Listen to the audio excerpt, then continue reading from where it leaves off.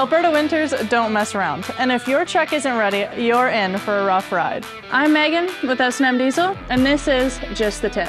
A Webasto heater is the upgrade that your diesel needs to handle the cold without breaking a sweat. There are two options when it comes to Webasto heaters.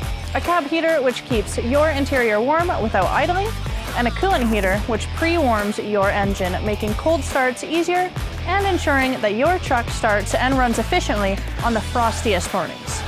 Whichever way you go, you're saving time, fuel, and wear and tear on your rig. These heaters are also very efficient. They use about a gallon of diesel for 10 hours of heat. That means that you get serious comfort without draining your tank or your wallet. Getting a Webasto installed isn't complicated, but it's worth having the pros handle it, making sure it's dialed in perfectly. Whether it's heating your cab or pre-warming your engine, this setup is all about making winter easier on you and your rig. Want to stay ahead of the cold? Give us a call at S&M Diesel to book your Webasto install. Stop fighting the winter and start owning it.